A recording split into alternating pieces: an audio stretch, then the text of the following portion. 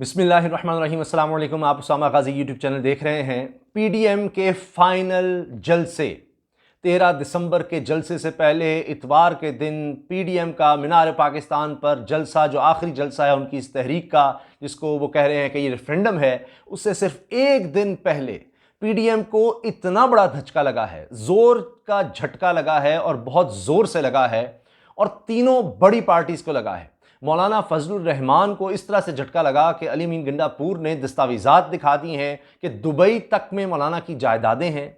साथ ही उन्होंने उनसे सवाल कई किए हैं कि उनके खुफिया एजेंसियों से, जो गैर मुल्की दुश्मन मुल्की खुफिया एजेंसी हैं, उनसे राबते हैं। इन सवालों के जवाब दें। फिर देखिए कि बिलावल भुट्टो जरदारी के करीब तरीन साथी उनका साथ छोड़ गए हैं और पार्टी से इख्तलाफात की वजह से, जिसका पीपल्स पार्टी भी ना सिर्फ जिक्र कर रही है, मान रही है। और इतना अहम शख्स इतने अहम मौके पर छोड़ जाए, ये बहुत बड़ा धचका है।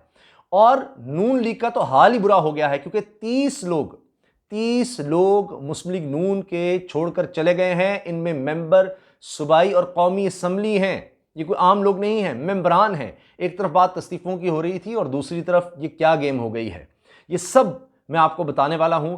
लेकिन पहले मैं आपको बता दूं कि दिखाया क्या जा रहा है। ये बार बार मुलाकातें क्यों हो रही हैं मरियम और बिलावल के दरमियान, फिर जाती उमरा में मुलाकात, ये क्यों बार बार बिलावल को बुलाया जा रहा है? क्या चीज़ मनाने की कोशिश हो रही है कि जो बिलावल नहीं माने?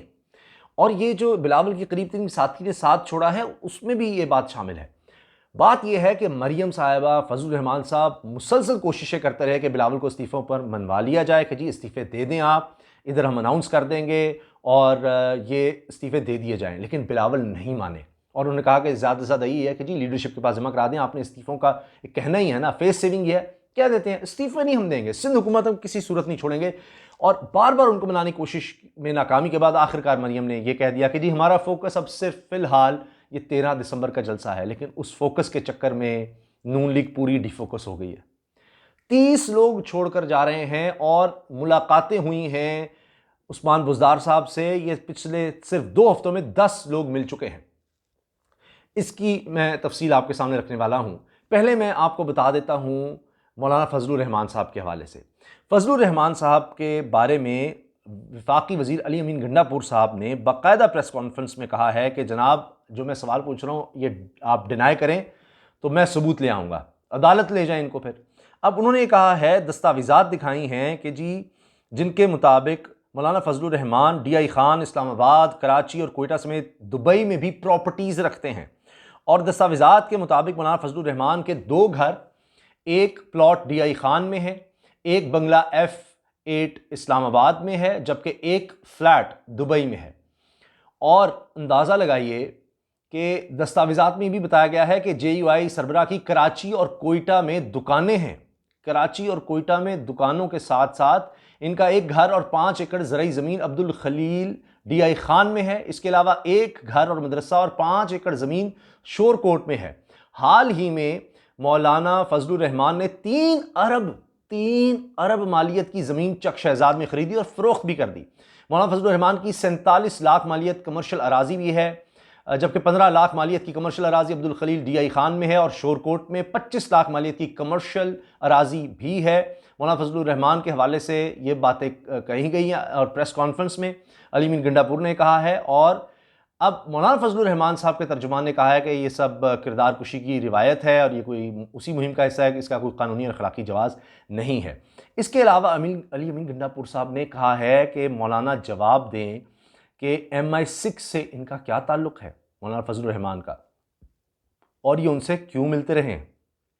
अच्छा, इसके साथ साथ उन्होंने ये कहा है कि जी अजीत दोवल के साथ ये भी बताएं कि मौलाना फजलुर रहमान अजीत दोवल, जो भारत के वज़ीर-ए-आज़म नरेंद्र मोदी के करीब तरीन साथी, सिक्योरिटी एडवाइज़र हैं, और ये सब कुछ जो जुल्म हो रहा है, जो कुछ कर रहा है, उसमें उनका किरदार है। उनके साथ मौलाना फजलुर रहमान की तस्वीर सामने आ गई है। तस्वीर अब बड़े खुशगवार मूड में वहाँ पर बैठे हैं उनके साथ।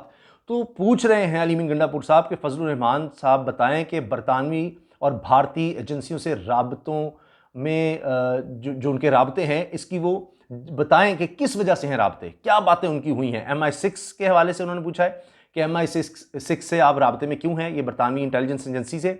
और इसके साथ साथ वो उन्होंने कहा कि लाहौर के जलसे में इनका जवाब दें मौलाना फजलुर रहमान, और ये भी कहा कि भारतीय कौमी सलामती के मुशीर अजीत डोवल से क्यों मुलाकात की आपने। और अली मीन गंडापुर ने कहा है फजलुर रहमान पर फिरका वाराना फसादात के लिए फंड्स लेने का भी इल्ज़ाम लगा दिया है, फिरका वाराना फसादात के लिए फंड्स लेने का भी इल्ज़ाम लगाया है। और आप अंदाज़ा लगाए कितने सीरियस चार्जेस हैं। अब मेरा तो ख्याल है कि मौलाना फजलुर रहमान साहब को, अली मीन गंडापुर साहब को अदालत ले जाना चाहिए कि इतने बड़े इल्ज़ाम उन्होंने लगा दिए, अगर ये झूठे हैं तो फिर उनको तो अदालत ले जाना चाहिए। अच्छा, अब सुनिए पाकिस्तान पीपल्स पार्टी के हवाले से उनको जो झटका लगा है।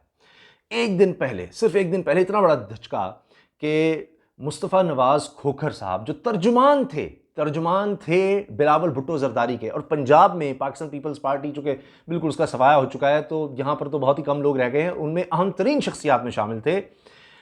मुस्तफ़ा नवाज़ खोखर साहब ने इस्तीफ़ा दे दिया है और उन्होंने पार्टी से इख्तलाफात की वजह से ऐसा किया है, और पाकिस्तान पीपल्स पार्टी की तरफ से इस चीज़ को माना गया है कि मुस्तफ़ा नवाज़ खोखर ने इस्तीफ़ा दे दिया है। अब पार्टी से इख्तलाफात क्या हैं? वो ये हैं कि पंजाब में नून लीग ने हमारा सफाया किया और आप इतना मिल रहे हैं उसके साथ कि अब ये बातें हो रही हैं, इस पर भी मुशावरत हो रही है कि जी आगे PDM के प्लेटफॉर्म से ही हम अगले इलेक्शन लड़ लें।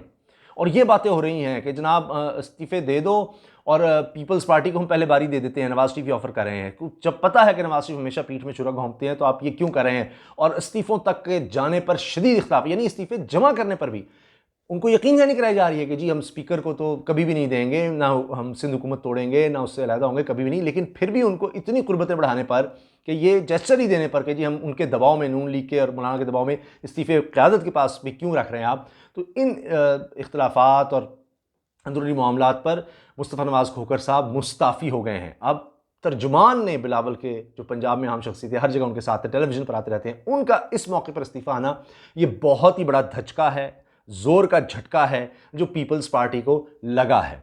अब आ जाइए आखिर में नून लीग को जो झटके पे झटके लगे हैं, 30 लगे हैं, 30। और ये बात खुद मुस्लिम लीग काफ के अहम रहनुमा वज़ीर कानून पंजाब राजा बिशारत साहब ने बताई है। राजा बिशारत साहब का कहना क्यों अहम है? एक तो वज़ीर कानून है, तहरीक इंसाफ का वो हिस्सा नहीं है, और काफ लीग नरम गोशा है नून लीग के लिए भी, और नून लीग की तरफ से भी नरम गोशा है निस्बतन काफ लीग के लिए। अभी देखिए कि ताज़ियत के लिए भी गए थे, काफ लीग की सीनियर लीडरशिप परवेज़ इलाही साहब गए थे, शहबाज शरीफ से जाकर उनकी वालिदा के इंतकाल पर ताज़ियत की थी। तो इनके आपस में टर्म्स हैं, बोलचाल है, तहरीक इंसाफ वाला मामला नहीं है। वो शख्स कह रहा है कि पिछले 2 हफ्ते में 10 लोग मिले हैं वज़ीर आला उस्मान बुज़दार से, और उन्होंने पार्टी क़यादत से इख्तलाफ किया है और उनके बयानी को रद्द किया है, और उन्होंने कहा है कि जी हम तो इनको नहीं मानते, ये तो पार्टी को तबाह कर रहे हैं और हम अपने इलाके की बेहतरी के लिए काम करना चाहते हैं। ये सिर्फ 10 तो पिछले 2 हफ्तों में मिले हैं।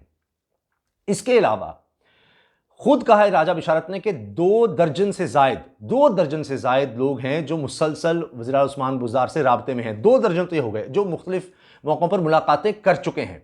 और जलील अहमद शरकपुरी साहब जो बागी हैं, नून लीग से बगावत कर चुके हैं और बड़ा अपना रसूख रखते हैं, उन्होंने कहा है कि अभी भी नून लीग का वो हिस्सा है। उन्होंने कहा है कि 30 लोग हैं मुस्लिम लीग नून के, जिनमें मेंबर कौमी और सूबाई असम्बली शामिल हैं। ये कोई आम लोग नहीं हैं, मेंबर कौमी असम्बली और सूबाई असम्बली हैं जो कि अलग हो रहे हैं पार्टी से, और वो उस्मान बुज़दार साहब से राब्ते में हैं, मिल चुके हैं। राजा बिशारत साहब वज़ीर कानून पंजाब ने कहा है कि इसके अलावा और बहुत से लोग हैं, 30 तादाद तो हो गई, इसके अलावा और बहुत से लोग हैं जो आने वाले दिनों में उस्मान बुज़दार साहब से मिलने वाले हैं, मुलाकात करने वाले हैं और पार्टी लीडरशिप के खिलाफ जाने वाले हैं। अब बात आ जाती है इस्तीफ़ों की। एक तरफ इस्तीफ़े मांगे जा रहे हैं और दूसरी तरफ अपने ही लोग छोड़ कर जा रहे हैं, और ये हो रहा है अभी 13 दिसंबर से चंद घंटे पहले ये खबरें आ रही हैं, सिर्फ एक दिन पहले ये खबरें आ रही हैं। आप खुद सोचिए ये 3 बड़ी पार्टीज़ को कितने बड़े झटके लग रहे हैं और किस तरह से इसको सह सकें। अभी तो आगे मरहले आने हैं, अभी तो सिर्फ इस्तीफ़े जमा किए जाएंगे अपने पास, वो कब नौबत आएगी वो तो मैंने आपको बता ही दिया। पीपल्स पार्टी तो आ नहीं रही, स्पीकर वाला मामला कब आएगा, जबकि तहरीक इंसाफ कह रही है और फैसल जावेद साहब ने, सेनेटर हैं और तहरीक इंसाफ के हम रहनुमा, उन्होंने कहा है कि जी 2 इस्तीफ़े हम तो इंतज़ार कर रहे हैं, लोग इस्तीफ़े दें ताकि गंद साफ़ हो। उन्होंने खुद ये बात कह दी है, टेलीविज़न पर बैठ के बात कह दी है। तो अंदाज़ा लगाएं कि वो चाहते हैं कि इस्तीफ़े दें और उन पर इलेक्शंस करवाया जाए। तो ये हाल है। और अब जब अपने लोग छोड़ छोड़ कर जाएंगे तो अभी लॉन्ग मार्च कहाँ, बहुत दूर की बात। और जनवरी का आखिरी हफ्ता, वो डेट कोई नहीं अभी तक उसकी सामने आई। और वो बात भी कि जी पानी छोड़ दिया गया है मीनार पाकिस्तान में, वो भी कहानी गलत साबित हुई। तो एक के बाद एक झटका लगता चला जा रहा है। मरीम साहबा गली गली जाकर अपील कर रही हैं कि लोग निकलें, जबकि शेख रशीद साहब ने भी कहा है कि कोई लीडर हो तो वो तो लोगों को कॉल देता है, गली गली मोहल्ले मोहल्ले जाकर इस तरह से लोग इकट्ठे करने की कोशिश नहीं करनी पड़ती। और अब इसीलिए मरीम साहबा ने पैगाम भी दिया है कि ज़्यादा से ज़्यादा लोग आएँ, और सबको टास्क दे दिया है। MNA-MPAs पूरे पंजाब में, पाकिस्तान में, तमाम पार्टीज़ जो हैं पूरे पाकिस्तान से लोगों को इकट्ठा करने की कोशिश कर रही हैं। और लेकिन फिर भी लग रहा है कि बहुत बड़ी तादाद में शायद ये लोगों को, जितना ये चाह रहे थे उतने लोग इकट्ठे ना कर पाएँ। और ये जिन्होंने लाना था, जिन MNA-MPAs ने, उनमें से 30 तो मुलाकातों में निकल गए, तो क्या होगा। तो ये तेज़ी से ये भुरने का अमल नज़र आ रहा है। और टांगें तो किसी और की कांपनी थी, पसीने किसी और के छूटने थे, लेकिन यहाँ तो पैरों से ज़मीन निकलती चली जा रही है। और तीनों अहम कायदीन को बड़े झटके लगे हैं, जिनका मैंने जिक्र कर दिया है। और ये आप अखबारात में, टेलीविज़न पर इन चीज़ों को देख भी सकते हैं, इनको कंफर्म भी कर सकते हैं। इजाज़त दीजिए, दुआओं की दरख्वास्त है। अल्लाह हाफ़िज़। पाकिस्तान जिंदाबाद।